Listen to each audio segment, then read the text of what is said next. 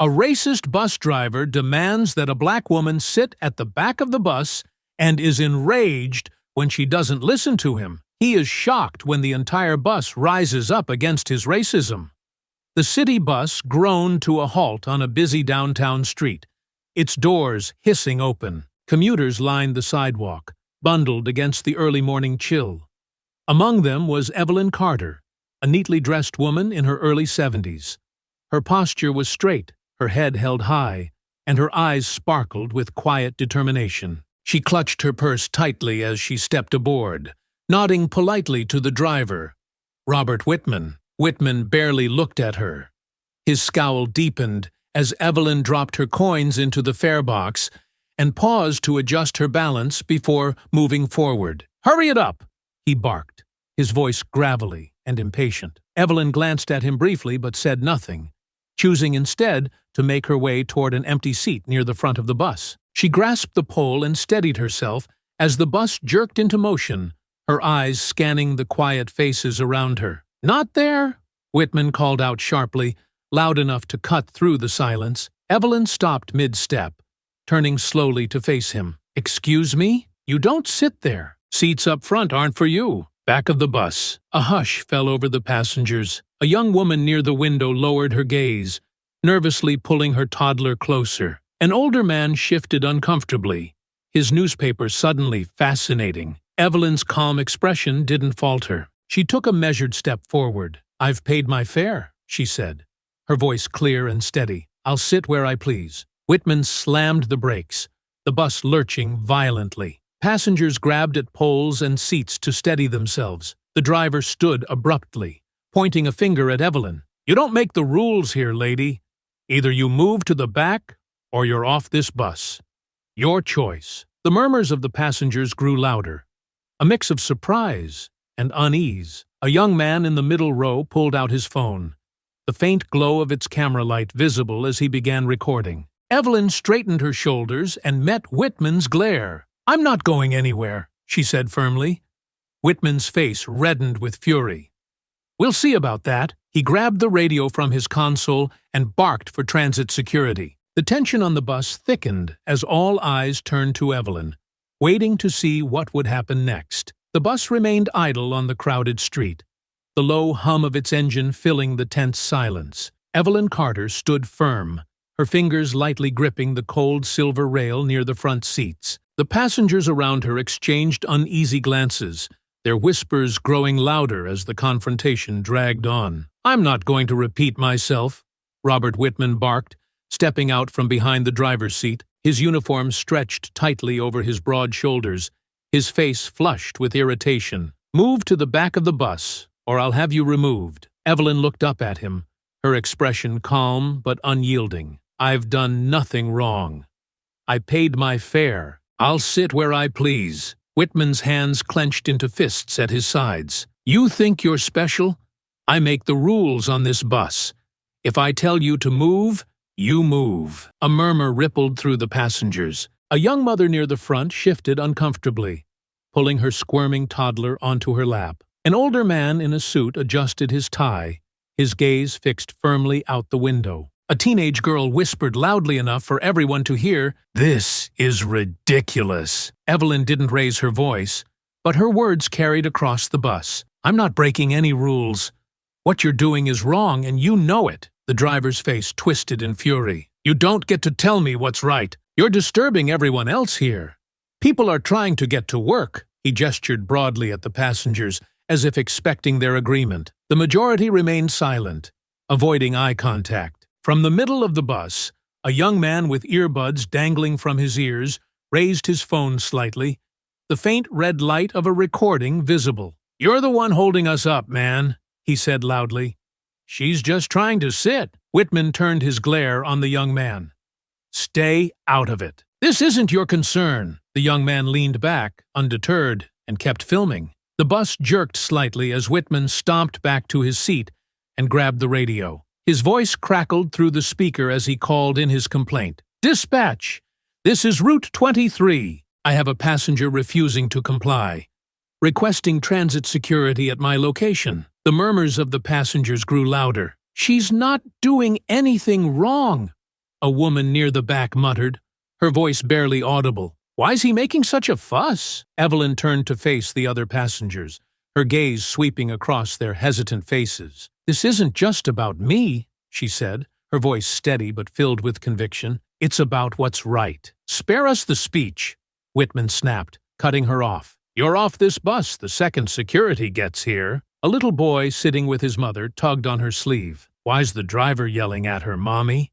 He asked in a loud whisper. The mother hushed him quickly, glancing nervously at Whitman. Evelyn smiled gently at the child. Sometimes people don't like being challenged when they know they're wrong, she said softly. Don't talk to him, Whitman barked, his voice booming. His frustration seemed to grow with every passing moment.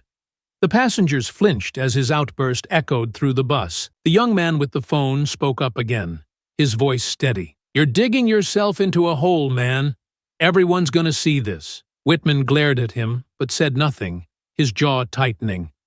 The faint sound of a siren began to pierce the tense atmosphere, signaling the arrival of transit security. Evelyn didn't move, her calm, steady presence standing in stark contrast to the chaos Whitman seemed determined to create. The passengers fell silent, their eyes darting between Evelyn and the driver. The bus door hissed open as Whitman prepared for the arrival of the officers. Evelyn remained poised, her shoulders back, and her chin held high. We'll see what they have to say, she said quietly, her words filled with quiet defiance. As the sound of the siren grew louder, the tension on the bus reached its breaking point. Everyone waited, the weight of the moment pressing down on them like a heavy, unrelenting tide. The siren's wail grew louder, cutting through the uneasy silence inside the bus. Evelyn Carter stood firm, her hand still resting on the silver rail. Robert Whitman returned to his seat, but kept shooting glances at her, his expression a mix of frustration and defiance.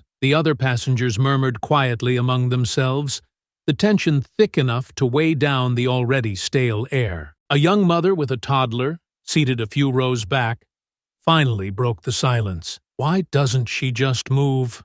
She muttered under her breath, though her words carried enough weight to be heard. This is holding everyone up. I would have moved, the man next to her chimed in, his voice low but tinged with irritation. Not worth the fight. Evelyn turned her head slightly in their direction. Some fights are worth it, she said simply, her voice calm but unmistakably firm. She met the mother's gaze briefly, before returning her focus to the front of the bus. The young man with the phone recording leaned forward. She's got a point. Why's he even bothering her in the first place? There's nothing wrong with sitting up front. Whitman shot him a sharp glare, his voice cutting through the murmurs. Stay in your lane, kid. This doesn't concern you, doesn't it?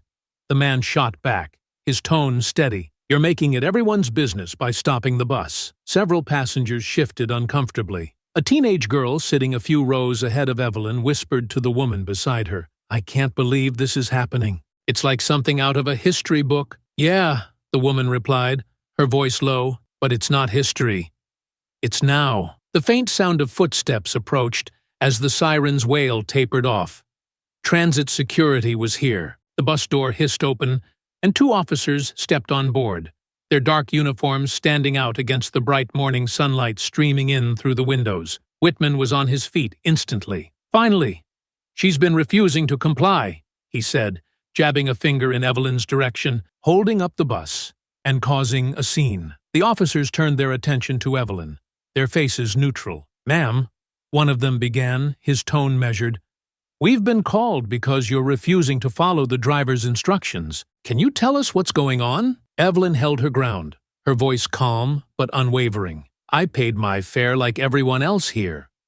He demanded I move to the back of the bus for no reason other than his own prejudice. That's not true, Whitman interjected, his voice rising. I told her these seats are priority seats. She doesn't belong here. Priority for who? Evelyn countered, her gaze sharp. The elderly? I certainly qualify. Or are there other criteria I'm unaware of? The officer hesitated, clearly uncomfortable. The other passengers watched intently, a few nodding at Evelyn's words. The young man with the phone tilted it slightly, making sure to catch the officers, Whitman and Evelyn, all in frame. Ma'am, The easiest thing would be to move to another seat, the second officer said, his tone placating. We're just trying to resolve this without further delay. I'm not the one delaying the bus, Evelyn replied. He is. If I step off now, he'll think he can keep treating people this way. And he'll be right. The teenage girl who had whispered earlier suddenly stood up. She's right, she said loudly, her voice trembling slightly but resolute. Why should she have to move? He's the one being a jerk. Sit down, Whitman barked, his frustration boiling over. You want to get thrown off too? That's enough, the first officer said sharply, holding up a hand to calm the driver. Sir, we'll handle this, the young man with the phone spoke up again, his tone defiant. Everyone's already seen what you're doing, man. This video's gonna be everywhere by tonight. The murmurs among the passengers grew louder. A man in a suit near the back of the bus, who had been silent until now, finally spoke. Look, this is ridiculous. She hasn't done anything wrong. Just let her stay where she is, and we can all get moving. Whitman's face turned a deeper shade of red, his hands clenching into fists. You people don't get it.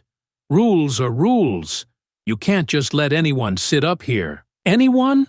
Evelyn said, her voice cutting through the chaos. Or just people who look like me? The bus fell silent again, the weight of her words hanging heavily in the air. The officers exchanged uneasy glances, clearly aware of the tension. Outside, pedestrians began to gather near the bus, curious about the commotion. The young man with the phone turned his camera toward the crowd, capturing their growing interest. We need to make a decision, the second officer said, his voice tight. Ma'am, are you willing to step off the bus so we can de-escalate the situation? Evelyn straightened her shoulders, her expression unyielding. No, I've done nothing wrong, and I won't be treated like this. Not today. The officers hesitated, their authority caught between the calm defiance of an elderly woman and the fiery tension of an increasingly agitated bus driver. Whitman shook his head, muttering under his breath as he returned to his seat. The atmosphere in the bus was electric,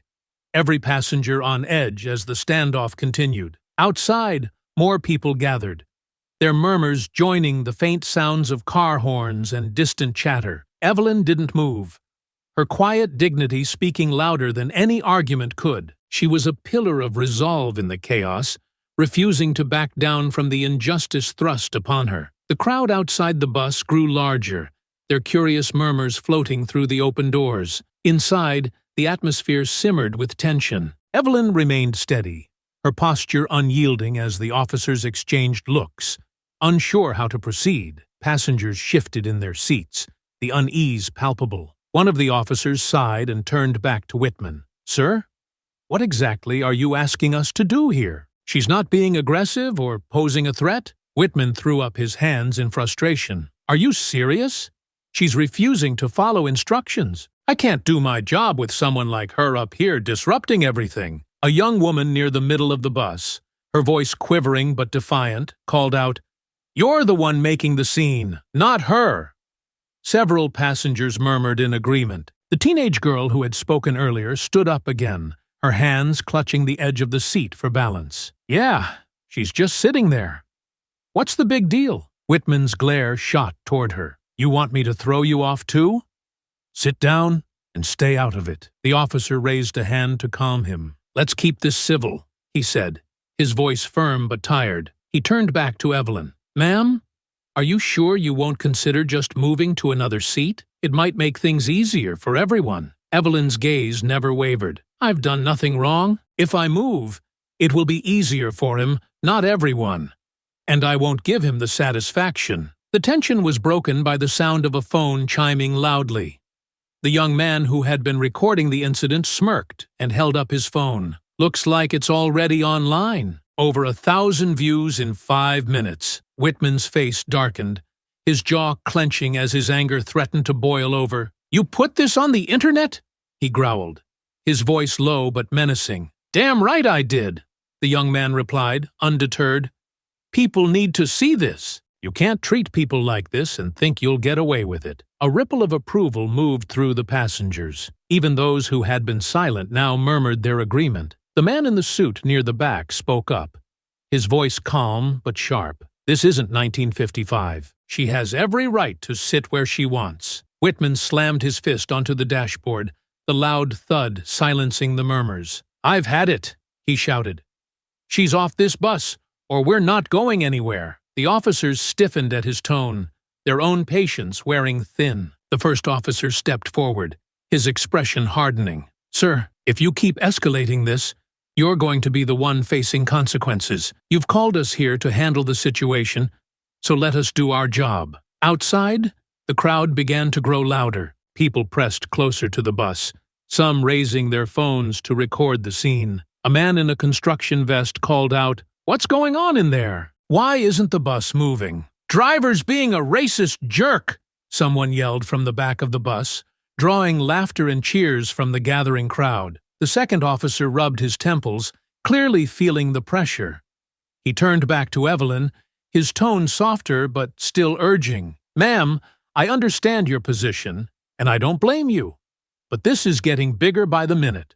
Are you sure you want to keep this going?" Evelyn glanced at the crowd outside, their faces a mix of curiosity and growing outrage. Her eyes swept over the passengers, some watching her with sympathy, others with exasperation. Finally, she looked at the young man recording the incident and gave him a small nod. "Yes," she said, her voice unwavering. "I'm sure.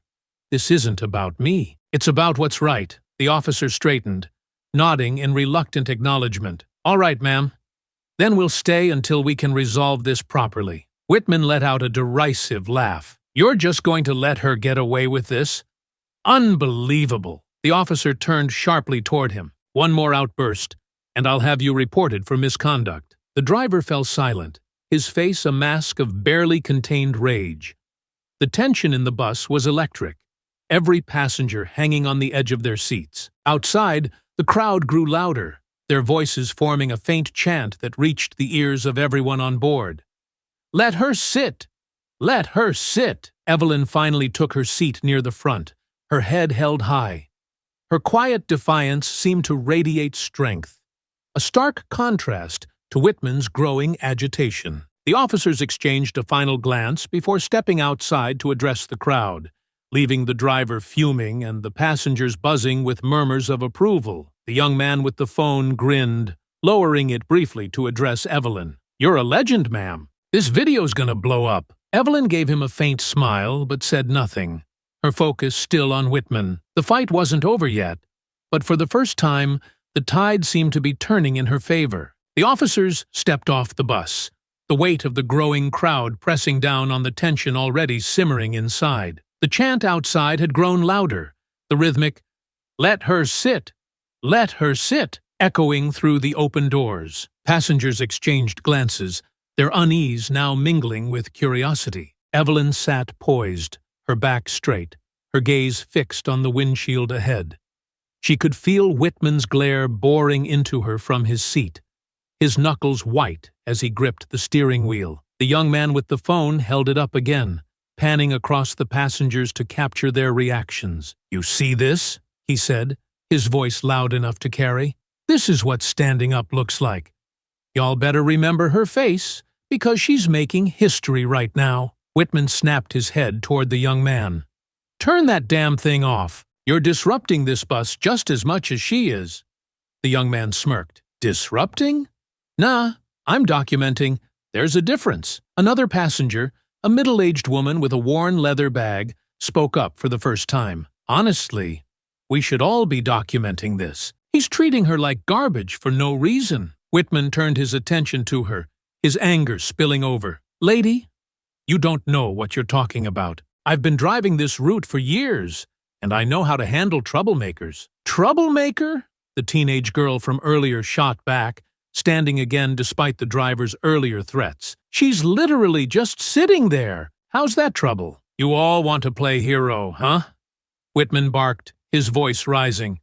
"Fine, but don't come crying to me when this bus doesn't move." From the back of the bus, a man in a suit stood, his face calm but his voice firm. "We've all been sitting here long enough. If you can't handle this professionally, maybe you shouldn't be driving." Whitman's face turned crimson. "You think you can do my job better, pal? Be my guest. Maybe I would, if it meant treating people like humans." the man retorted, sitting back down as murmurs of agreement rippled through the bus. Outside, the chants grew louder, joined by the occasional car horn as drivers slowed to observe the commotion. The officers stood by the door, trying to manage the swelling crowd.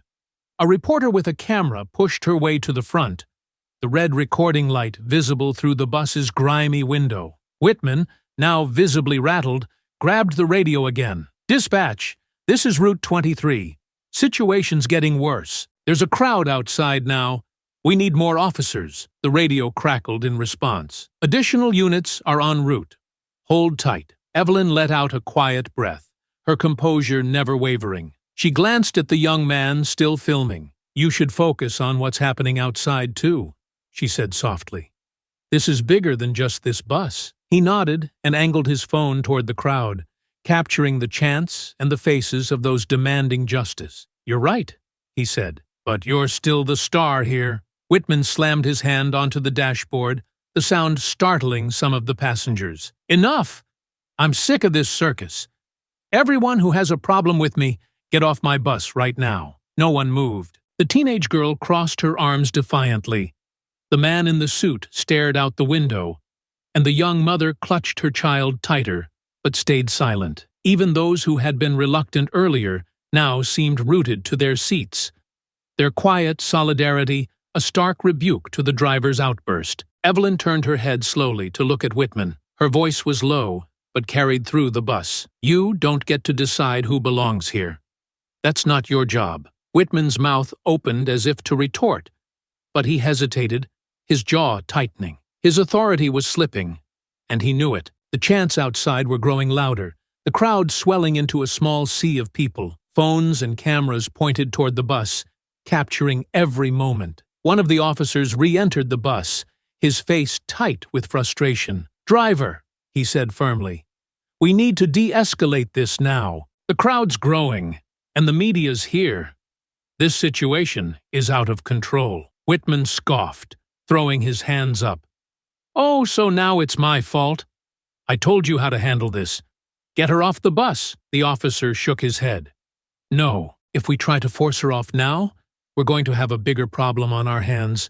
The crowd's not on your side." Evelyn's lips curved into the faintest hint of a smile. She turned her attention back to the window, where signs had begun to appear in the crowd. One read, "Justice for Evelyn." Another, scrawled hastily on cardboard, simply said, "End the hate." Whitman sank into his seat, his face a mask of fury and helplessness. Evelyn remained calm, her presence unshaken. The energy in the bus shifted.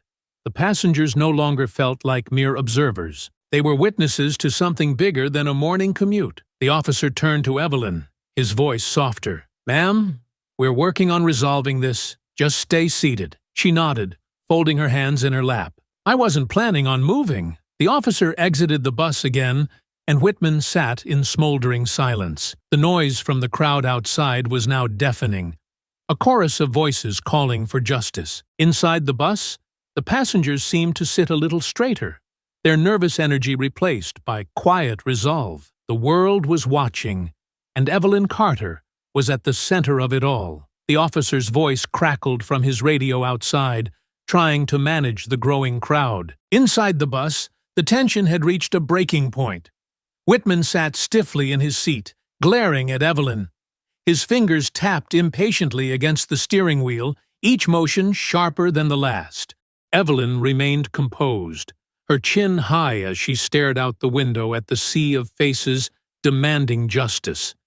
The chants outside, "Let her sit," echoed louder, reverberating through the walls of the bus. "You think you're some kind of hero," Whitman growled, his voice barely contained. He stood abruptly, his chair creaking from the force. "You're not. You're just another troublemaker making my life harder." Evelyn didn't flinch, her calm demeanor amplifying his anger. "What I am," she said, her voice steady, "is someone who's tired of being pushed around. If you can't handle that, maybe you're in the wrong job." His face flushed crimson. "That's it. I'm done playing nice." He stalked toward her, the veins in his neck pulsing with barely restrained rage. The passengers gasped. Several shouted in protest. "What are you doing?" the teenage girl cried, standing halfway up in her seat. "You can't do that! Don't touch her!"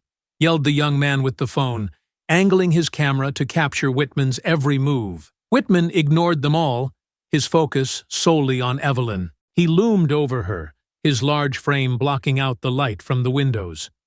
"I told you to get off my bus," he snarled, "and if you won't do it yourself, I'll make you." Evelyn's expression didn't waver. "You lay one finger on me, and you'll regret it." The warning didn't deter him. Whitman grabbed her arm roughly, yanking her halfway out of the seat.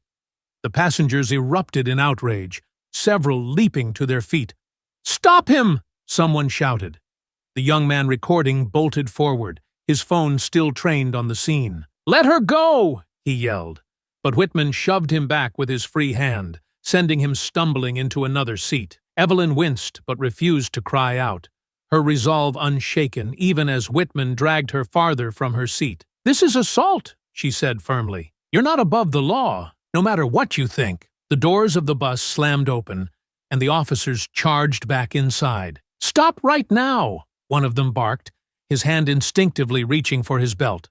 "Driver, let her go." Whitman froze but didn't release her immediately. His head whipped toward the officers, his anger now mixed with defiance. "She's disrupting my bus.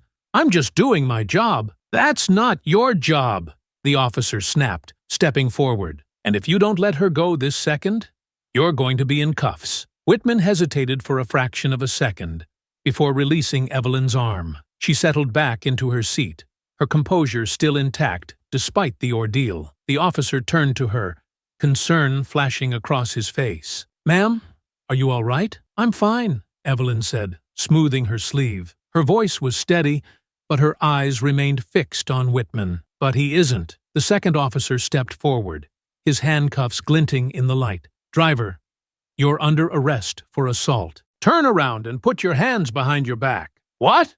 Whitman roared, his voice echoing through the bus. "You can't be serious. I'm the one in charge here." "Not anymore," the officer replied coldly. He grabbed Whitman's arm and spun him around, locking the cuffs into place. Whitman struggled, but the officer's grip was firm. "Anything you say can and will be used against you in a court of law." The passengers watched in stunned silence as Whitman was marched down the aisle, his protests drowned out by the chants from outside. "This is ridiculous," he yelled, craning his neck to glare at Evelyn. "You'll regret this, lady." Evelyn finally broke her silence, her voice calm but cutting. "I think the only one with regrets here will be you." The officer guided Whitman down the bus steps and into the arms of the growing crowd, where cameras and phones flashed in every direction. The reporter outside shouted questions as Whitman was loaded into a waiting police car, his face twisted in a mixture of rage and disbelief. Inside the bus, the passengers erupted into applause. The teenage girl clapped loudly, her grin wide. "Finally, some justice," she exclaimed. The young man with the phone turned back to Evelyn, still recording. "Ma'am, that was incredible. Everyone's gonna see this." Evelyn gave him a faint smile, her composure softening for the first time.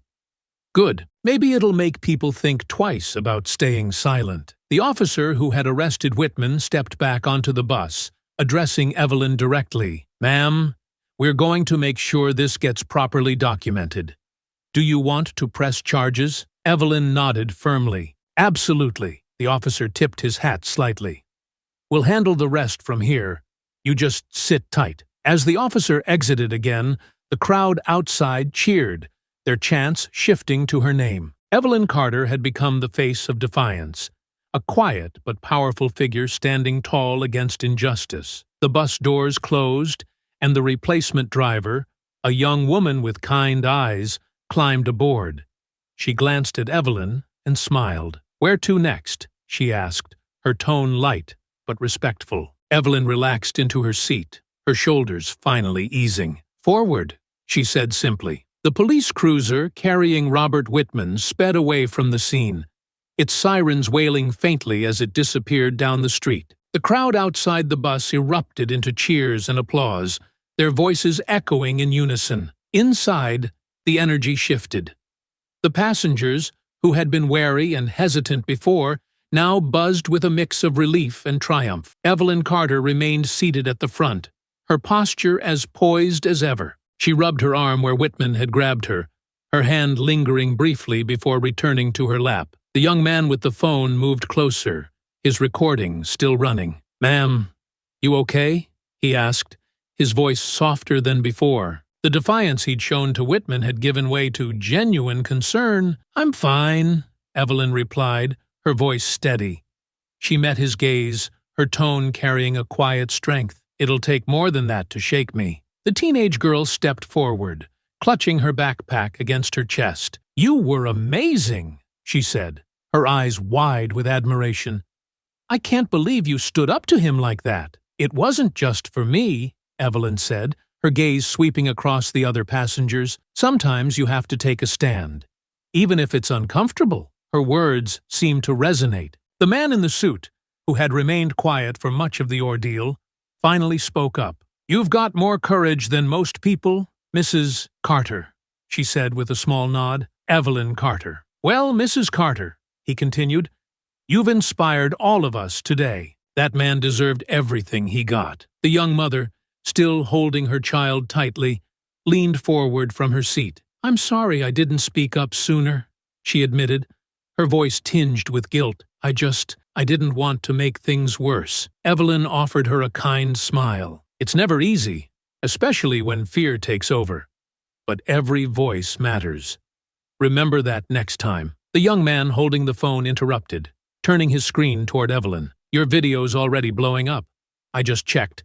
Tens of thousands of views. People are sharing it everywhere." Evelyn raised an eyebrow, the corner of her lips curling slightly. "Well," she said, "it seems the truth has its way of getting out." Before anyone could respond, the replacement driver, a petite woman with a calm, authoritative demeanor, stepped onto the bus. She adjusted her uniform cap and scanned the faces in the aisle, her expression professional yet kind. "Good morning," she said, her voice cutting through the chatter. "I'll be taking over for the rest of the route. Sorry for the delay, folks." She glanced at Evelyn, a flicker of recognition crossing her face. "Mrs. Carter?" she asked, her tone respectful. Evelyn inclined her head. "Yes? I just want to say thank you," the driver said. "What you did today, it's not just for you. It's for all of us." The bus fell silent, the weight of her words settling over everyone. Evelyn nodded, her gratitude unspoken but evident in her expression. The driver returned to her seat, and the bus hummed to life again, finally moving forward. As they continued their route, the passengers began talking among themselves, sharing their perspectives on what had happened. Some debated how Whitman had kept his job for so long, while others expressed outrage at the system that had allowed his behavior to persist. Evelyn listened quietly, her presence a steady anchor amid the buzz of voices. The young man with the phone eventually sat beside her, lowering his camera for the first time. "What happens next?" he asked. She turned to him, her expression thoughtful. "I press charges," she said firmly, "and then we see where the fight takes us." He nodded slowly. "I think a lot of people are going to want to help. Your video, it's bigger than just this bus." "It has to be," Evelyn replied. "Change doesn't come from silence." The teenage girl, now sitting across from them, leaned forward. "Do you think they'll fire him for good?" Evelyn's lips tightened briefly. "I don't know," she admitted.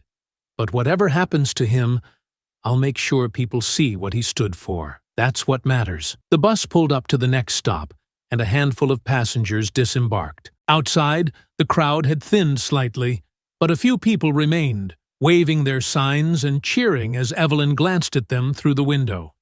She raised her hand in acknowledgement, a subtle but powerful gesture that drew another wave of applause. As the bus moved on, Evelyn felt a sense of resolve settle over her. The road ahead would not be easy.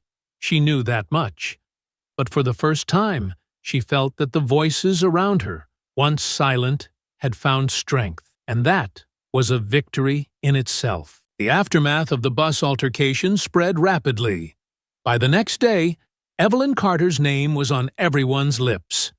The video taken by the young passenger went viral, garnering millions of views across social media. News stations picked up the story, replaying the footage of Robert Whitman dragging Evelyn from her seat, followed by his subsequent arrest. Public outrage ignited like wildfire, with protests forming outside the city's transit headquarters and hashtags like Chak Justice for Evelyn and Ashanj End Transit Racism trending worldwide. Evelyn, however, remained composed as the storm unfolded. She sat in her modest living room, her phone buzzing constantly with calls, texts, and notifications. Reporters clamored for interviews, and activists reached out with offers of support. Despite the noise, Evelyn focused on the next step, holding Whitman and the Transit Authority accountable. Her lawyer, Angela Martin, arrived at Evelyn's home that afternoon, her presence exuding a quiet authority. Angela,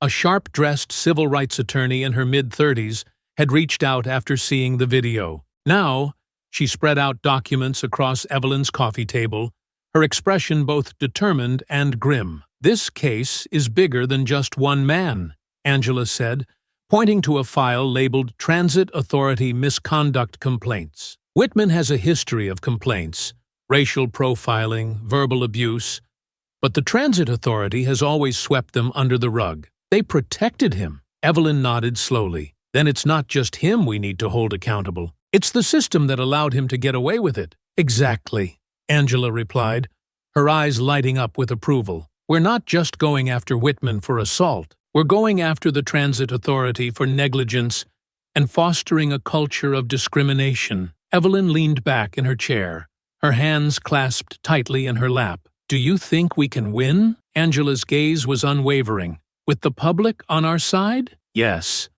But it won't be easy. The Transit Authority is already circling the wagons. They'll try to discredit you, make this about something else. Evelyn's lips tightened. They can try, but the truth is out there. People saw what happened. Angela nodded. And that's why we'll use every bit of evidence we have. The video, witness statements, Whitman's arrest. It all builds a strong case. But we'll need you to testify. Evelyn's eyes flickered with resolve. I'll do whatever it takes. In the days that followed, Evelyn and Angela worked tirelessly to prepare for the trial. Witnesses from the bus began coming forward, their statements painting a damning picture of Whitman's behavior. The teenage girl who had spoken up during the altercation gave a powerful account of what she had seen. The young man who had recorded the video provided not just his footage, but also his testimony, emphasizing how Whitman's aggression had escalated unprovoked. Even passengers who had initially remained silent began to step forward, emboldened by Evelyn's courage. One middle-aged woman, who had been hesitant to speak up during the incident, admitted to Angela during a meeting, "I've seen him treat other people like that before. I always thought it wasn't my place to say anything, but now I see how wrong I was." As the trial date approached, the Transit Authority released a carefully worded statement. They expressed regret over the incident and promised to review policies to ensure fairness and inclusivity. The statement, however, fell flat. Activists and community leaders lambasted it as hollow, demanding more tangible action. Meanwhile, Whitman's lawyer took a different approach, claiming his client had been provoked. Mr. Whitman was simply enforcing the rules to maintain order on his bus, the lawyer said during a press conference. This situation has been blown out of proportion by a viral video that doesn't tell the whole story. Evelyn watched the broadcast with Angela, her jaw tightening. Enforcing the rules, she repeated, her voice edged with disbelief. They really think anyone's going to believe that? Angela smirked grimly. They're desperate, and it shows. That's good for us. The day of the trial arrived, and the courthouse buzzed with activity. Protesters filled the steps outside, holding signs that read, "Justice for Evelyn and accountability now." Reporters clustered by the entrance, their cameras flashing as Evelyn arrived with Angela by her side. Evelyn held her head high as she walked up the steps, her presence commanding respect. The crowd erupted into cheers, chanting her name as she passed. Angela placed a reassuring hand on her shoulder. "You've got this," she said. Inside, the courtroom was packed. Whitman sat at the defendant's table, his expression a mix of defiance and discomfort. His lawyer leaned over, whispering in his ear, but he didn't look up. Evelyn took her seat at the plaintiff's table, her hands folded neatly in front of her. As the judge entered and the trial began, Angela rose for her opening statement. Her voice was clear and unwavering as she addressed the jury. "This case isn't just about an assault on a city bus," she began. "It's about a pattern of abuse and discrimination that has gone unchecked for far too long." My client, Mrs. Evelyn Carter, stood up, not just for herself, but for every person who has been silenced by injustice. "Today, we ask you to hold Mr. Whitman and the Transit Authority accountable for their actions." Evelyn glanced at the jury, seeing their rapt attention. This was just the beginning, but she knew they had a strong case. The fight was far from over, but the truth was on their side. The courtroom quieted as the first witness took the stand. A middle-aged woman who had been seated near the back of the bus during the incident. Her hands fidgeted nervously as she answered Angela Martin's questions, but her words were clear. "I saw everything," the woman said. "Mrs. Carter just wanted to sit down. She wasn't bothering anyone. It was the driver who started yelling at her." Angela nodded, her tone encouraging but professional. "And how would you describe his tone?" The witness hesitated, glancing at the defendant's table where Whitman sat stiffly. "It was loud, aggressive, like he wanted to make her feel small." "And did you feel his behavior was justified?" "Not at all," the woman said firmly. "He was out of line. It was embarrassing to watch." Angela smiled faintly. "Thank you. No further questions." The defense attorney stood next, his expression sharp and calculating.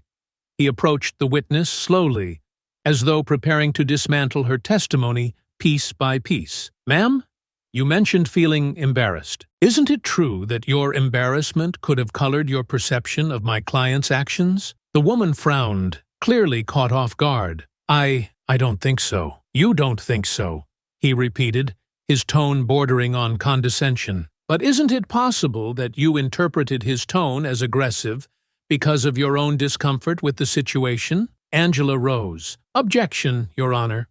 Leading the witness. "Sustained," the judge said, casting a warning glance at the defense attorney. "Move on." The defense attorney stepped back, feigning disappointment. "No further questions." The next witness was the teenage girl who had stood up for Evelyn during the altercation. Her youthful energy was now replaced with nervous determination as she recounted the events of that day. "I saw him grab her," the girl said, her voice trembling slightly. "She didn't do anything to deserve that." Angela approached her with a reassuring smile. "You spoke up during the incident, didn't you?" "Yes," the girl replied. "I told him he couldn't treat her like that." "And how did he respond?" "He yelled at me to sit down and stay out of it," she said, her voice growing steadier. "But I couldn't.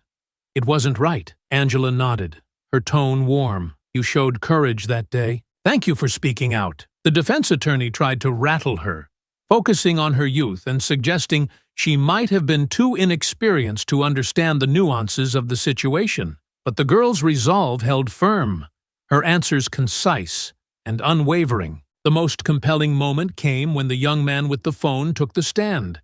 He provided not only his video evidence, but also his first-hand account of Whitman's escalating aggression. "He grabbed her," the young man said, his voice firm. "No one provoked him. He just lost it." Angela played the video for the court, the footage capturing every moment of the altercation in vivid detail. The sound of Whitman yelling, the gasps of the passengers, and the chants of the crowd outside echoed through the courtroom. By the time the video ended, the jury's expressions were solemn. Angela turned to the young man. "Why did you record this incident?" "Because I've seen stuff like this happen before," he said.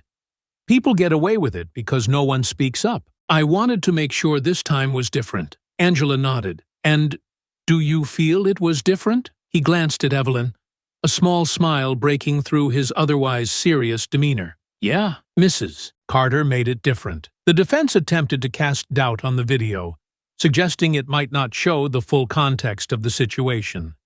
But the jury's reaction made it clear that the footage had left a lasting impression. When Evelyn herself took the stand, The courtroom fell silent. She was the picture of composure, her voice calm but filled with quiet strength as she recounted her experience. "I paid my fare like everyone else," she said.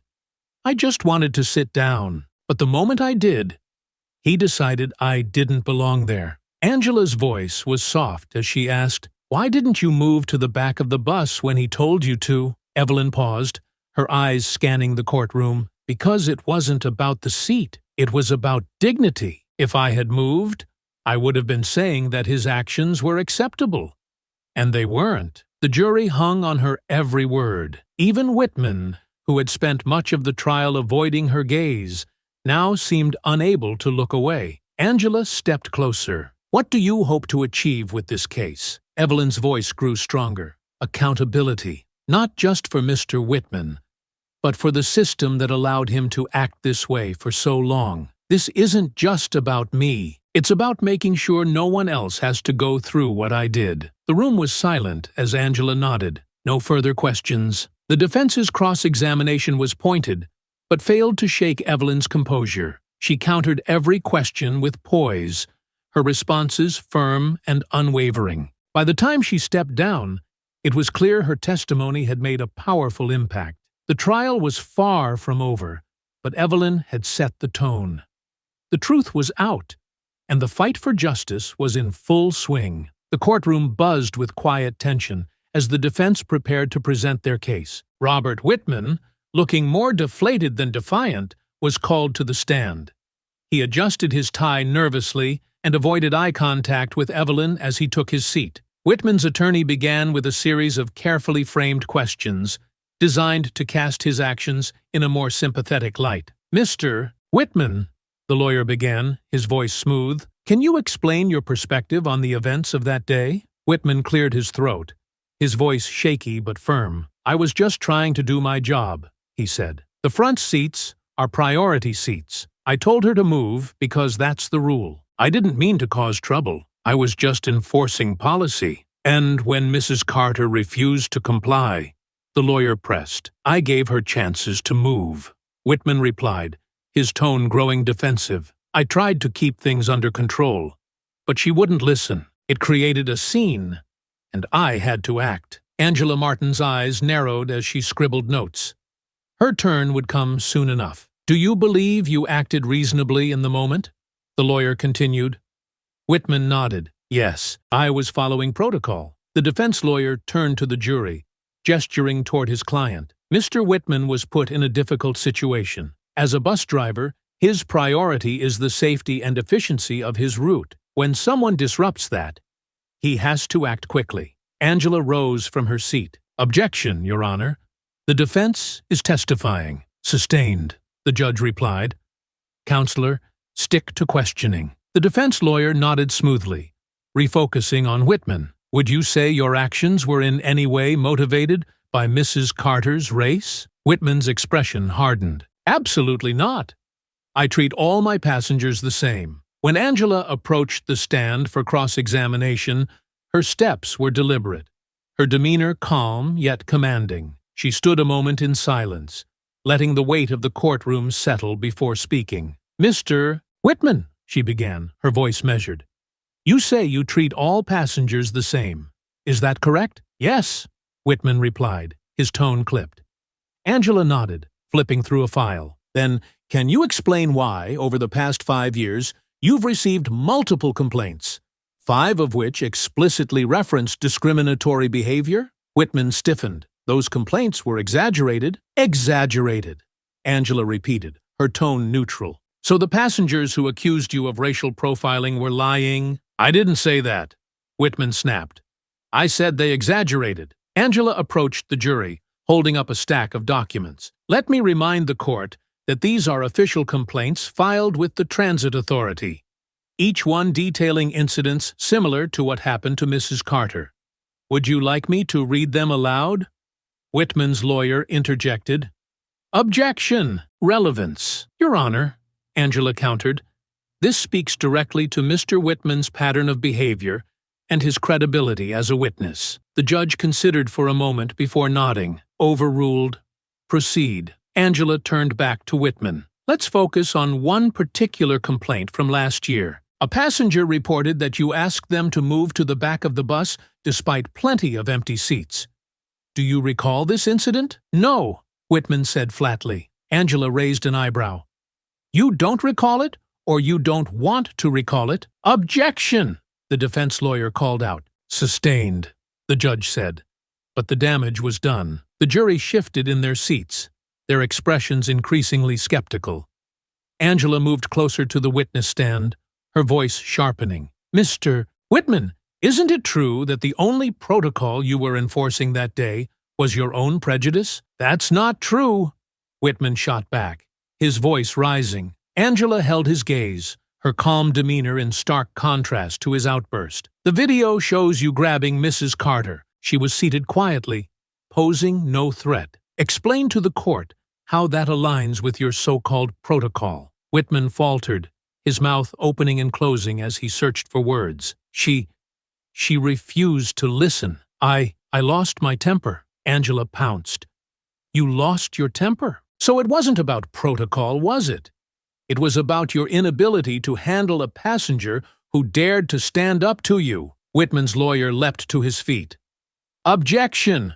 Argumentative! The judge nodded. Sustained. Angela stepped back slightly, her expression calm. No further questions, Your Honor. As Whitman returned to his seat, his face was pale, his earlier bravado shattered. The courtroom buzzed with quiet murmurs, the jury exchanging meaningful glances. The defense attempted to redirect focus by calling a transit authority representative to testify. The official gave a carefully rehearsed statement, emphasizing their commitment to fairness and equality. But Angela was ready. Is it true, she asked during cross-examination, that Mr. Whitman received sensitivity training after his third misconduct complaint? The official hesitated. Yes, that's correct. And yet, he continued to receive complaints, didn't he? The official's shoulders slumped. Yes, Angela's voice grew sharper. So what measures, if any, did the transit authority take to address these ongoing issues? We followed policy, the official stammered. We investigated each complaint. Angela turned to the jury. And yet Mr. Whitman was allowed to continue driving, unchecked, until his actions were caught on camera. Is that what you call accountability? The official didn't respond. As the day ended, Angela's cross-examinations had exposed not only Whitman's behavior, but also the systemic failures that enabled him. The tide of the trial was shifting, and Evelyn could feel it. As she walked out of the courtroom with Angela by her side, the crowd outside erupted into cheers once again. The truth was emerging, piece by piece, and justice felt closer than ever. The courtroom was silent as both sides prepared for closing arguments. The tension was palpable. Every eye focused on the attorneys standing at their respective tables. Evelyn Carter sat quietly at the plaintiff's table, her composure unshaken, though her hands rested tightly together in her lap. Angela Martin rose first, her movements deliberate as she approached the jury. Ladies and gentlemen, Angela began, her voice firm but measured, you've heard the testimony. You've seen the video. This case is not complicated. Robert Whitman assaulted Mrs. Evelyn Carter not because she broke any rules, but because she refused to bend to his prejudice. She gestured toward Evelyn. Mrs. Carter paid her fare. She followed every posted guideline, yet she was singled out, berated, humiliated, and physically removed from her seat. Why? Because Mr. Whitman saw someone he thought he could overpower, someone whose dignity he thought didn't matter. Angela stepped closer to the jury, her gaze sweeping across their faces. This isn't just about one bus ride. It's about a system that has allowed this behavior to go unchecked for years. The transit authority knew about Mr. Whitman's history. They knew he had complaints. And they did nothing. By ignoring the problem, they enabled it. She paused, letting the weight of her words sink in. But today, you have the power to send a message, to tell Mr. Whitman, the transit authority, and the community that this behavior is not acceptable, that no one, regardless of their race, age, or status, deserves to be treated like this. Angela turned to Evelyn, her voice softening. Mrs. Carter could have stayed silent. She could have let this moment pass. But she chose to stand up, not just for herself, but for everyone who's ever been told they don't belong. She chose courage over comfort, and she deserves justice. The courtroom was silent as Angela returned to her seat. The defense attorney stood, his expression carefully controlled. "Members of the jury," he began, "my client, Robert Whitman, did not act out of malice.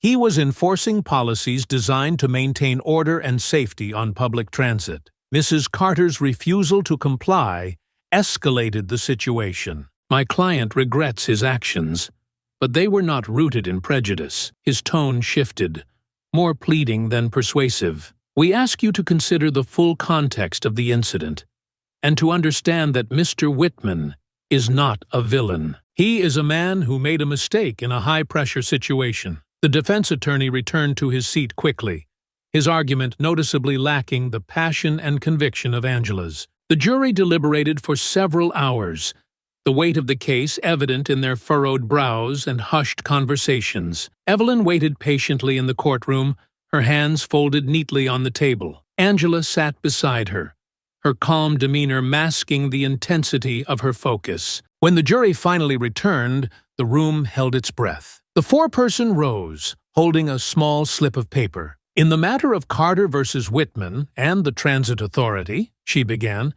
"we find the defendant, Robert Whitman, guilty of assault and misconduct." The words sent a wave of emotion through the room.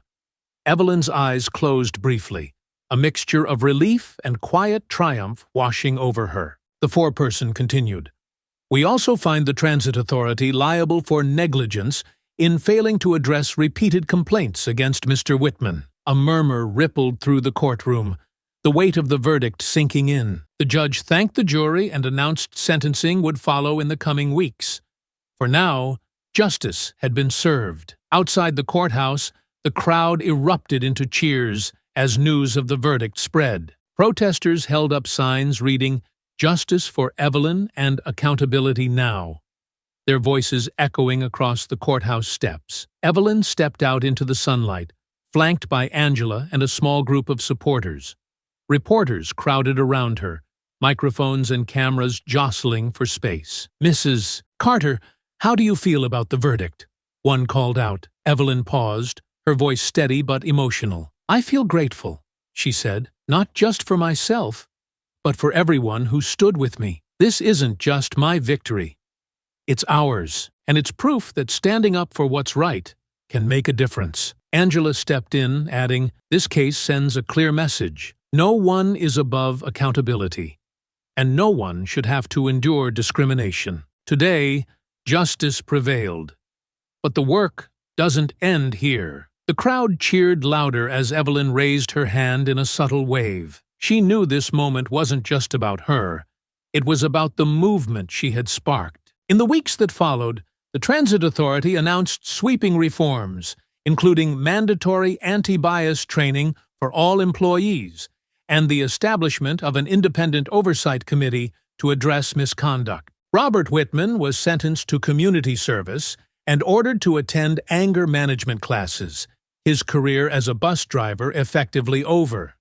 Evelyn returned to her quiet life, though she often found herself at the center of community events and discussions about systemic change. She spoke at schools, community centers, and forums, her story becoming a symbol of resilience and the power of standing up for justice. One evening, as she sat on her porch watching the sunset, her phone buzzed with a message from Angela. "We did it. Thank you for trusting me." Evelyn smiled softly, her heart full. The fight had been long and hard, but it had been worth every moment. She had stood her ground, and the world was better for it.